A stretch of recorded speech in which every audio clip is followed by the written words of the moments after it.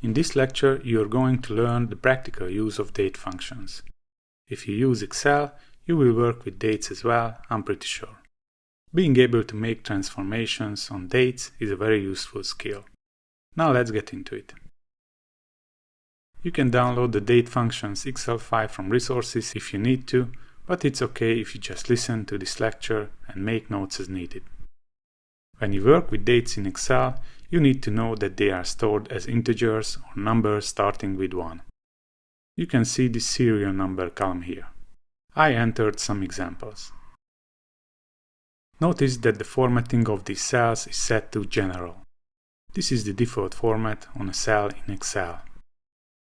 Now let me just simply refer to cell A2 in cell B2 like this. And I double-click on the bottom right corner node for autofill. So we have the same values in column B. Now I select this column by clicking on its header, and from the format drop-down, I choose this short date format. So I formatted this column as dates.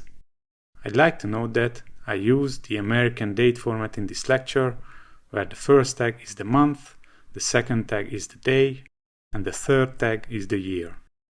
You may see a different format in your Excel depending on your regional settings.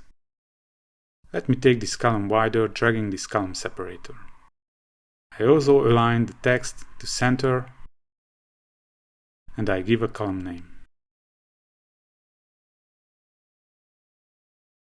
Now as you can see, the number 1, which was formatted as a date, has become January 1st, 1900. This is the earliest date that Excel can handle with its date functions. A date from year 2020 is stored as a number like this, 43,978. So it's important to remember that these dates in column B are basically numbers in the background. Now there are functions that expect dates in their arguments or parameters. Sometimes this date argument is referred as serial number in the function's hint bubble. So if you see this serial number as an argument in a function, it refers to a date parameter. Alright, now let's see some very simple date functions. You can extract a month as a number from a date with the month function. I start typing. When I got the function on the list that I need, I simply hit Tab, and Excel will put the function name in the formula bar, including the opening parentheses. Now as you can see, this function expects only one argument, a serial number. I can refer to a cell here with the date. So I click on cell B2, and I hit Tab to complete this formula. Excel automatically adds the closing parentheses. The return value is 1 because the date is in January.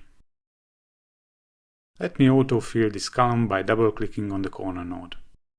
So we have the month numbers extracted from dates in column B.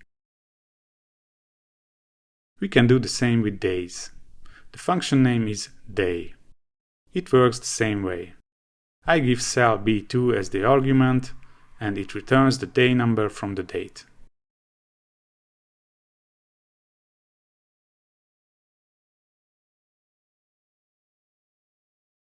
Now the third function here is obviously the year, which returns the year number from a date. This time I hit Ctrl Enter, so the selection will stay on this cell.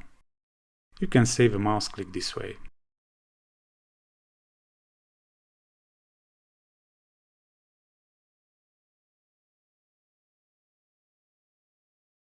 Alright, we will use these functions for more complex date manipulation soon.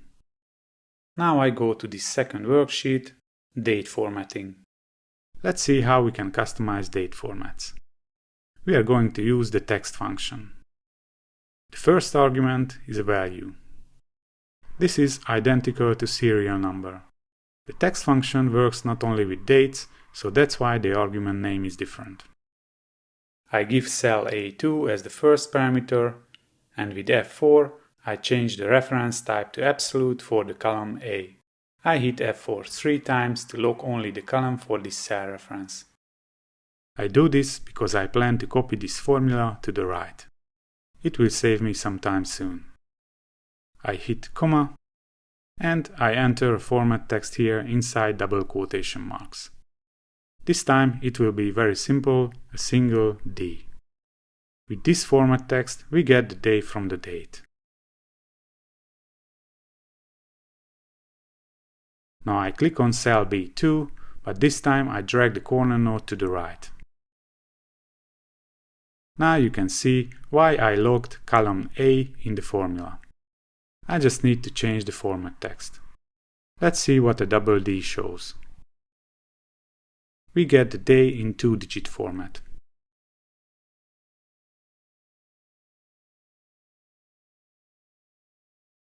Let's align these columns to the right. It will look better.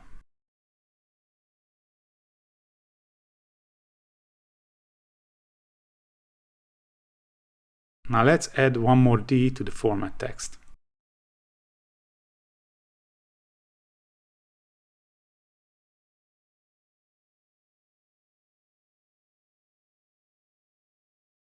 We get the name of the day in short.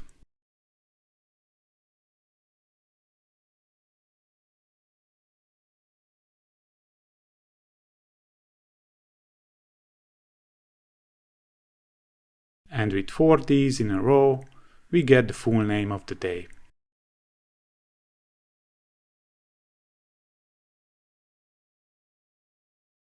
Now let me copy these dates down here. Let's see the month-related format texts.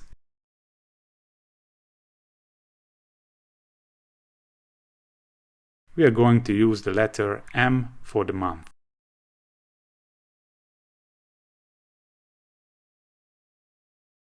Let me fill in the headers quickly.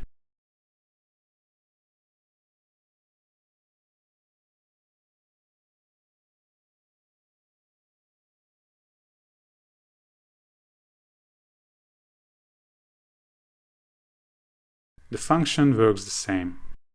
I lock column A here with F4. I hit it 3 times.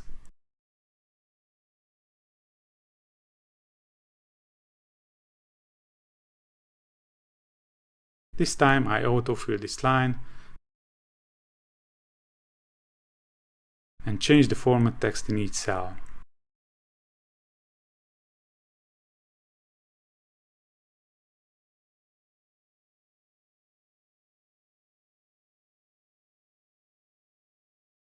So this is how you can get different month formats. I double-click on the bottom right node of the selected range, and Excel autofills this whole area with the formulas. Now you could probably fill in the formula yourself for the years. Let's see how it looks.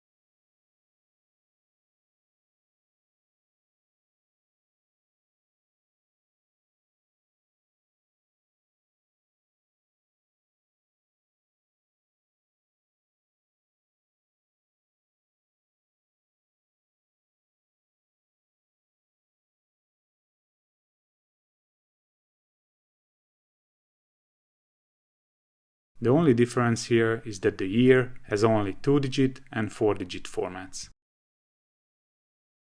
Now let's see how we can get the last day of the month. The function that can help is the EO month. It needs a date argument and enter 0 if you'd like to get the last day of the actual month. Now because this cell has the general format, we see that integer value, which is a date. We just need to format it. I select the entire column and set this short date format. Good. Let's align it to center. we can see that it works as we expected.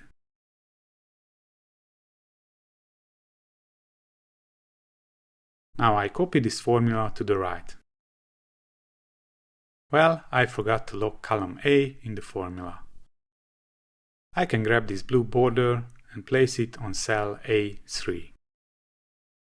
Now I place the cursor here and lock its column with F4.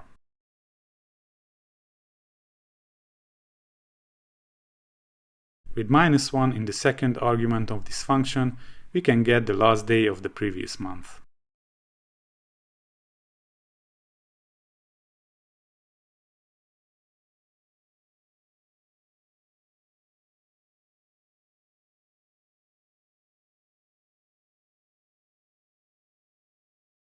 And no surprise, if I enter 1 here, we will get the last day of the next month. Very good. Now let's see another way of getting the same result.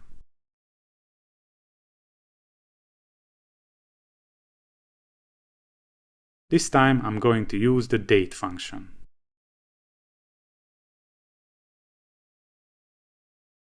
The date function expects 3 arguments as numbers: the year, the month, and the day in this order. We already know functions that can return these values. So I use the year function first with cell A15. I lock the column with F4 in the reference.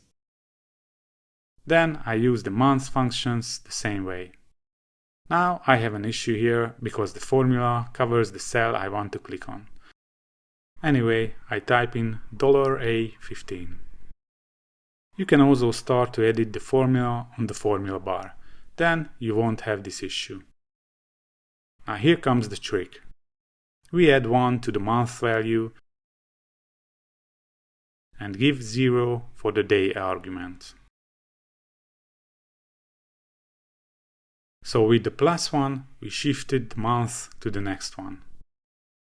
With the 0 in the last argument, we shifted the date back with 1 day. And together, this results the last day of the actual month. And it works with the other dates too. Now if we delete this +1 from the formula, we step back a month. So the return value will be the last day of the previous month.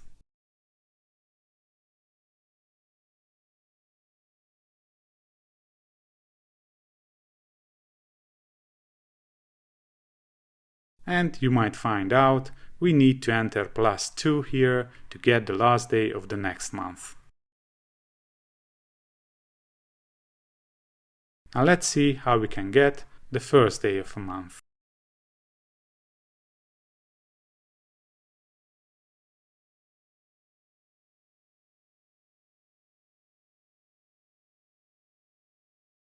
The trick here is that we go back with 1 month in the EOMonth function, so it returns the last day of the previous month.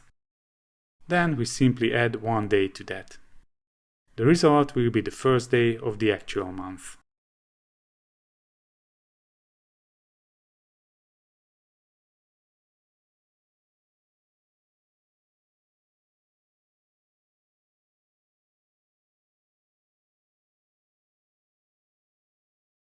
For the first day of the last month, we just need to subtract 1 more from the month.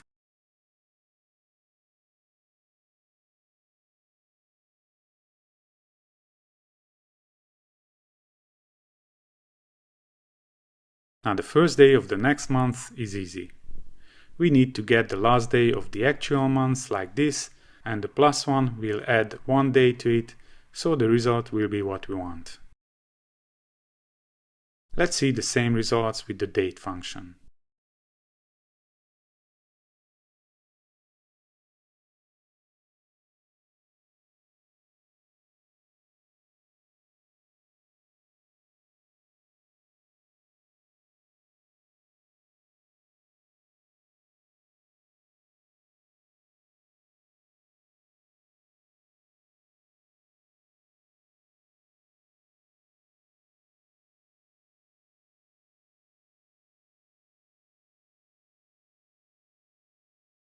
Lowercase or uppercase in the formula doesn't matter. So we simply enter a constant 1 in the third day argument.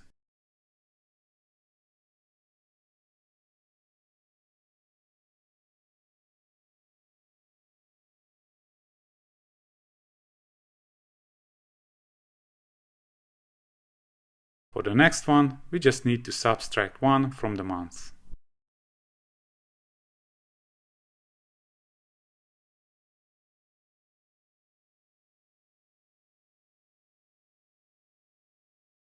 And here we just need to add 1 month to the actual.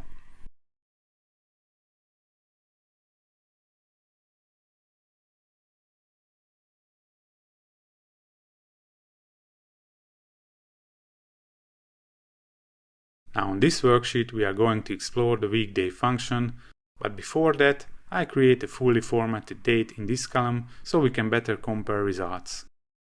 The format text will be a composite one containing everything about the date.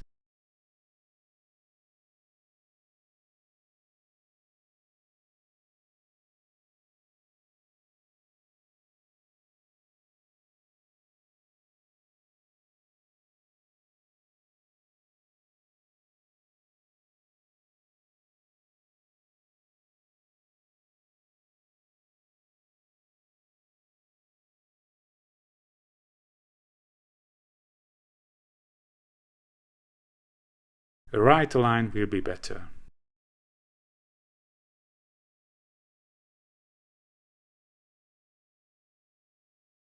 If you provide only the date as parameter for the weekday function, it will return the day of the week. It ranges from 1 Sunday to 7 Saturday by default. Now there is a second optional parameter in this function.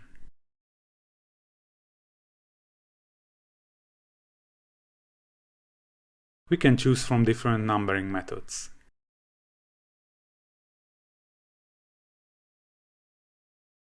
I double-click on this one to set it. The return type argument will be 3.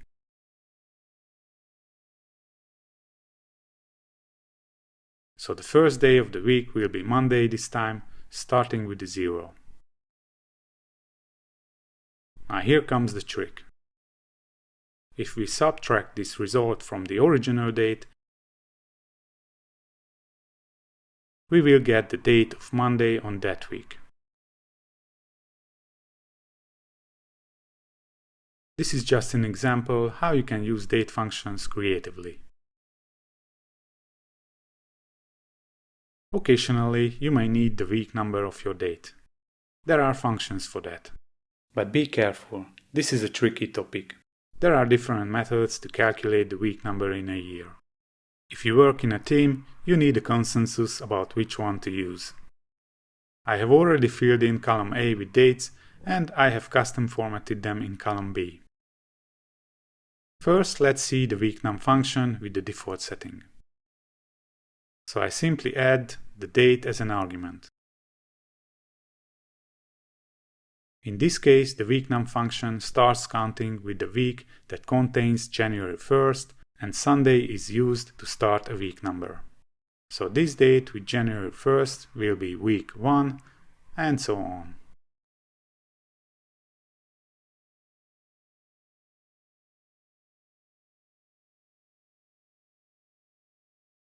Now in the second optional parameter, we choose Monday as the first day of the week.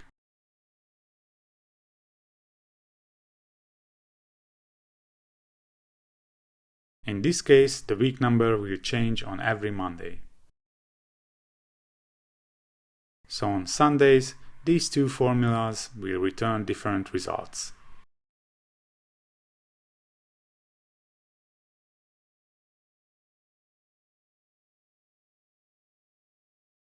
Now the ISO weeknum function follows ISO standards, where weeks begin on Monday and week number 1 is assigned to the first week of the year that contains Thursday.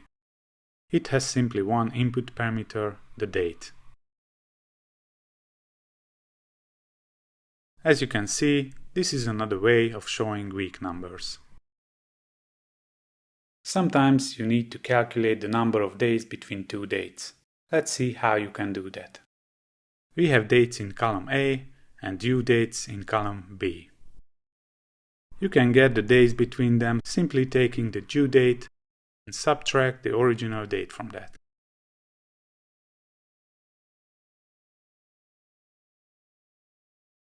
Now if you want to include both the original date and the due date, just add 1 to the same formula.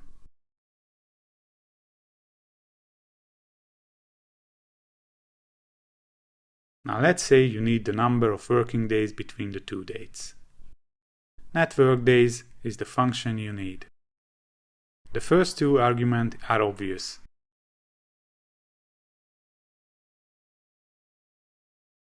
Now in the optional third argument, you can add a range of dates with holidays.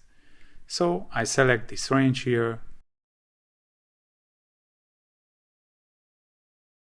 and hit Ctrl-Enter. I autofill the formula downwards. Excel signs that we may have an issue here. Let's check this second cell. Yes, I forgot to log the cell reference to make it absolute. As you can see, the autofill has shifted the range down because this is a relative cell reference. Let's fix that. I click on cell E2. I select this range reference and hit F4. Actually, it's enough the cursor is there. I autofill again, and now the holidays reference is correct in each cell. So we calculated the net working days between two dates, taking holidays into consideration. Now there is a more sophisticated version of this function, networkdays.intl. Its first two arguments are the same, and in the third one we can tell Excel which day or days to use as a weekend. I double-click on Sunday Only option. And the fourth argument is the holidays. Don't forget to hit F4 here. Good.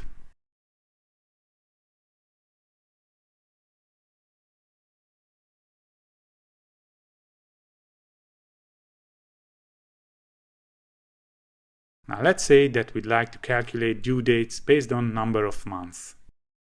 We can use the eDate function that expects the start date and the number of months. It's important to log the row number in this case because I want to copy this formula downwards. So I hit F4 2 times. I need to format this column as date.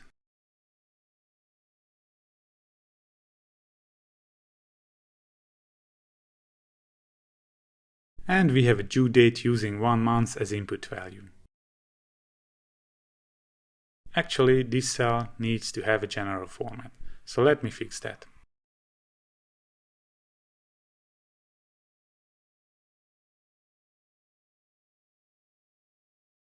Now let's say we have 2 months period for due dates.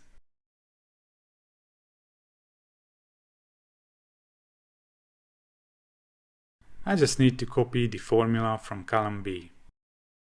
Well, first we need to log the column in this reference. So I click here and type in a $sign. Hit Ctrl-Enter. Now I can simply copy this formula. And because I use the right absolute cell references, I don't need to change anything. These values use the 2 months period. This eDate function works with minus values as well.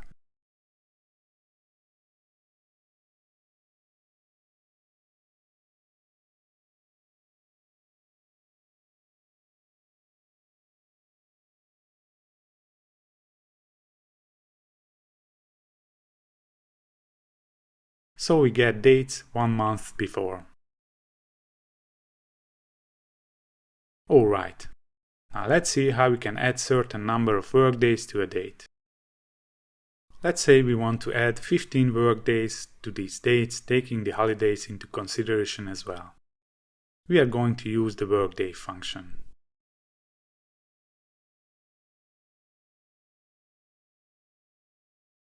The second parameter is the number of workdays. Let's hit F4 to lock it. And the third parameter is the holiday range as usual.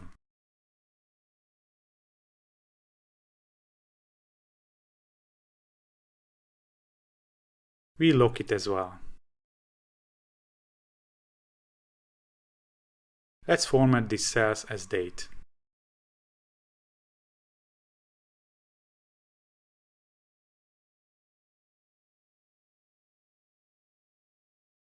So Excel adds 15 workdays to the original date. Very good. Now the difference in the INTL version is that we can tell how to handle weekends.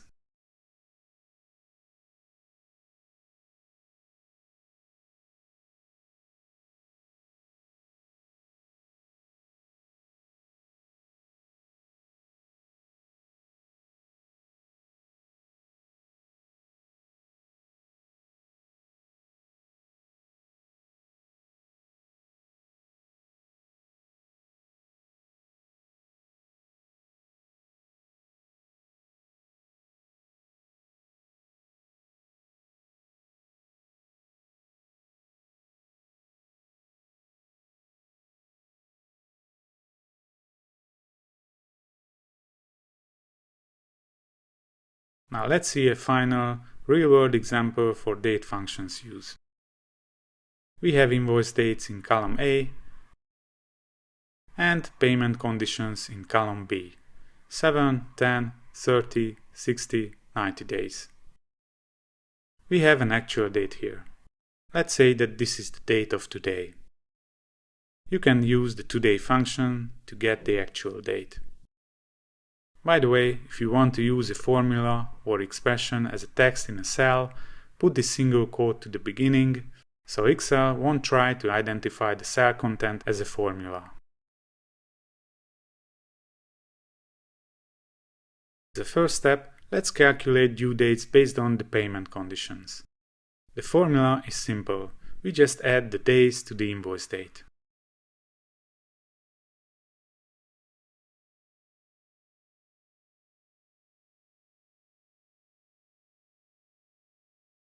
Now in this column, I mark some of the items as paid by typing in yes.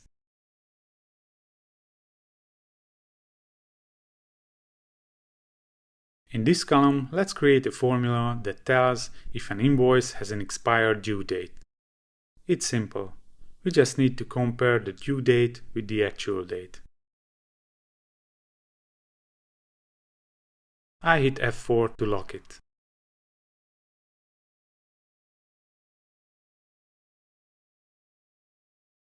As a result, we get true and false values in this column. True means that due date has expired for that invoice. Now let's extend the formula so we check the paid column as well. I want to show true value here only if the due date has expired and the invoice has not been paid. So we will use two logical conditions with the AND relation. It looks like this in Excel. I use the AND function. The first parameter will be the condition that we have already put into column E.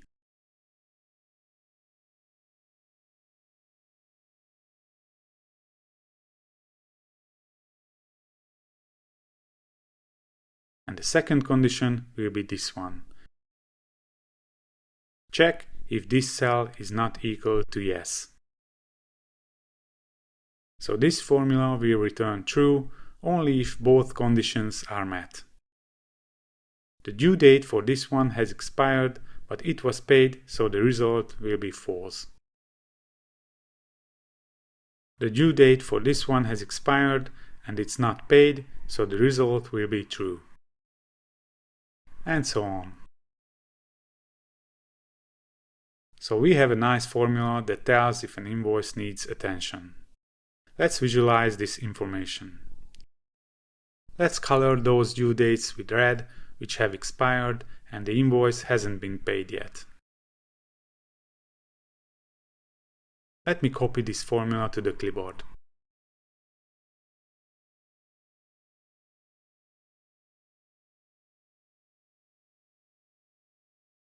Now I select column C because I will set a conditional formatting on this column. On the Home ribbon, find this conditional formatting drop-down and choose New Rule. We are going to create a new formatting rule. Here you can select from rule types. I click on this last one because we have a formula. I type in the equal sign and paste the formula from the clipboard. Now we need to make a little change on that in order to make it work. As this rule will be applied on the entire column, we have to replace the row number 4 with 1. Otherwise the formatting wouldn't work. We may have further invoices in the table, so it's a good practice to use the conditional formatting on the entire column. I click on this Format button, and on the Font tab, I set a red color here.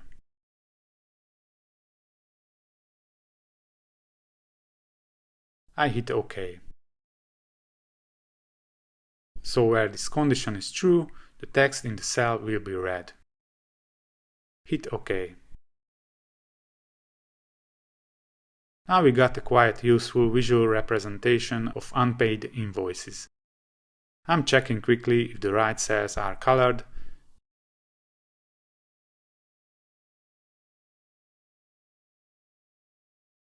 and it seems they are.